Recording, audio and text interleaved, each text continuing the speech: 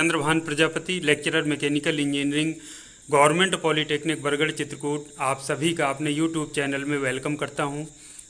Dear student, जैसा कि आप जानते हैं इस समय आप लोगों की सेमेस्टर और वार्षिक परीक्षाएं प्रचलित हैं ऑनलाइन माध्यम से। तो उसमें आप जैसा कि जानते हैं जिनके एग्ज़ाम्स हो चुके हैं, फाइनल सेमेस्टर की जैसे परीक्षाएं शुरू हो चुकी हैं, सेकेंड ईयर और फर्स्ट ईयर के परीक्षाएं शुरू होना अभी बाकी है।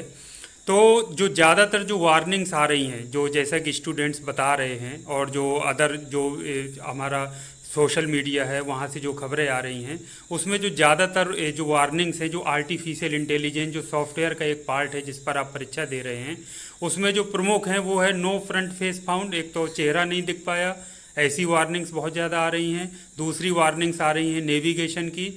नेविगेशन का मतलब होता है जब हम कोई वेबसाइट एक खोल के रखें, सॉफ्टवेयर जिसमें परीक्षा दे रहे हैं, उसके साथ में हम कोई भी दूसरी वेबसाइट खोलें या दूसरा कोई ऐप ओपन करते हैं तो वो नेविगेशन वार्निंग दिखाता है। तो बहुत सारे ऐसे छात्र छात्राएं हैं जिन्होंने ऐसा बताया है कि सर हम कोई भी वेबसाइट ओपन नहीं करते हैं, लेकिन कई बार गलती से किसी का कॉल आ गया या किसी का मैसेज आ गया, जैसे व्हाट्सएप का या टेलीग्राम का मैसेज आ गया, तो उस वजह से भी वो नेविगेशन वार्निंग शो करता है।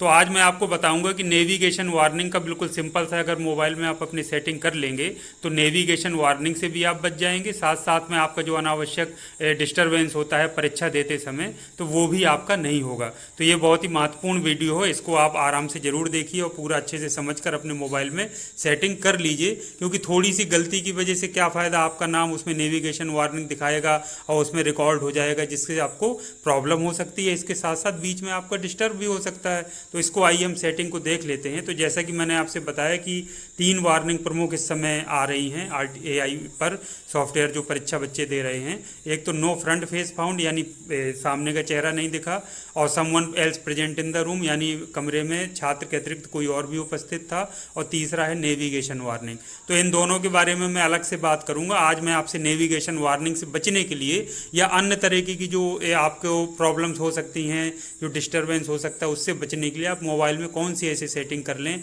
या किस तरह से करें कि इस तरीके की वार्निंग से आप पूरी तरह से बच सकते हैं और आराम से आप परीक्षा दे सकते हैं। तो मैं आज बात करने जा रहा हूं आपसे नेविगेशन वार्निंग की।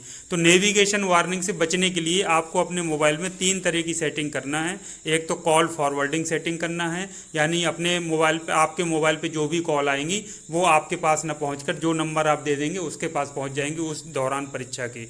तो दूसरा है नोटिफिकेशन सेटिंग। नोटिफिकेशन सेटिंग में जैसा आप जानते हैं, मान लीजिए आप व्हाट्सअप यूज कर रहे हैं, टेलीग्राम या जीमेल जैसे ऐप यूज करते हैं, तो आप देखते हैं कि जैसे ही कोई मैसेज आता है तो एकदम से पॉपअप होता है कि आपके उसमें व्हाट्सअप में कोई मैसेज आया है या टेलीग्राम पे आया है या कोई आपको न्यू ईमेल प्राप्त हुई है। तो इस तरीके के जब नोटिफिकेशंस पॉपअप होते हैं हमारी स्क्रीन पर, तो उसकी वजह से भी वो नेविगेशन वार्निंग शो कर सकता है, जो आर्टिफिशियल इंटेलिजेंस जो सॉफ्टवेयर का एक पार्ट है जो आप परीक्षा दे रहे हैं उसकी तरफ से, तो वो अनावश्यक ना हो। और एक DND होता है, डू नॉट डिस्टर्ब, जो सेवा होती है, उसको भी आप लोग एक्टिवेट कर लीजिए। तो इन तीनों के बारे में आज मैं बात करने जा रहा हूं। तो आइए इनकी सेटिंग देख लेते हैं कि इन तीनों की सेटिंग किस तरह से करते हैं। तो बच्चों, सबसे पहले मैं आपको बताने जा रहा हूं कि कॉल फॉरवर्डिंग सेटिंग आपको किस तरह से करनी है। तो आप सभी के मोबाइल में ये फ़ोन का बटन होता है, तो इस फ़ोन के बटन को क्लिक कर दीजिए और यहाँ पे सेटिंग होता है कॉल सेटिंग्स में। कॉल सेटिंग्स में आपको जाना है और यहाँ पे देखिए तीसरे नंबर पे लिखा है कॉल फॉरवर्डिंग सेटिंग।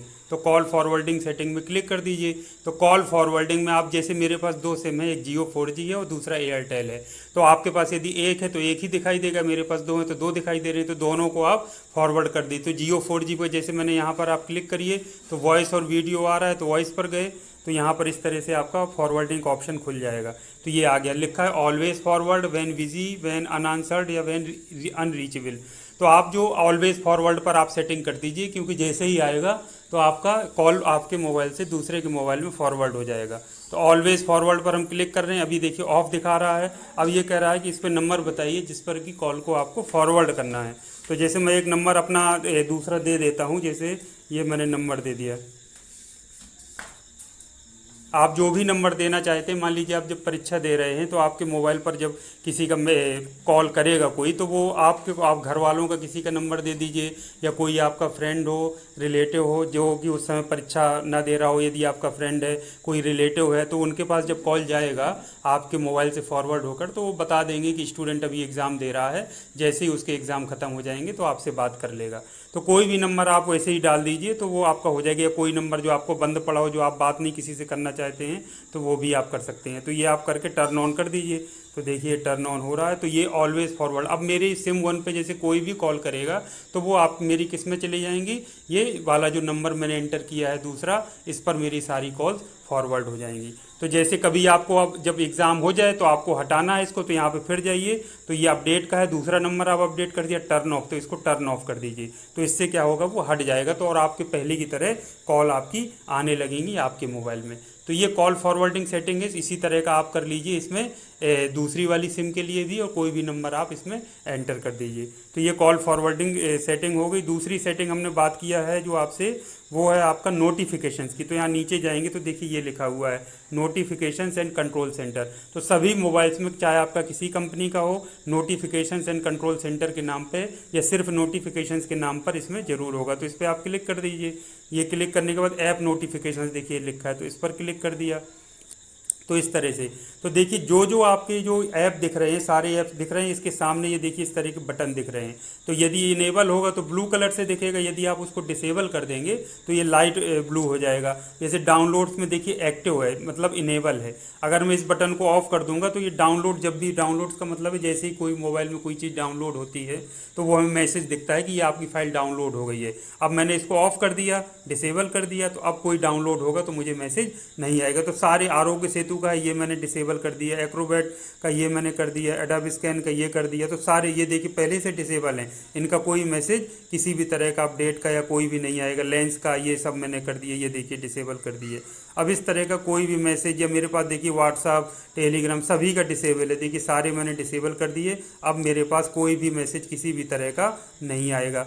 तो ये इस तरह से आप कर सकते हैं, सभी को आप हटा दीजिए। जूम का है ये मैंने कर दिया, कोई भी आपके पास है सभी का आप कर दीजिए, कोई दिक्कत नहीं है। तो ये सभी का जब आप कर देंगे तो फिर आपके पास इन जो ऐप्स हैं आपके इंस्टॉल्ड जो मोबाइल में, उनकी तरफ से कोई भी पॉपअप मैसेज या किसी भी तरह का जो नोटिफिकेशन है वो नहीं आएगा, जिससे आपका जो सिस्टम है जब आप परीक्षा दे रहे होंगे तो कोई भी वार्निंग या चेतावनी आपको दिखाई नहीं देगी।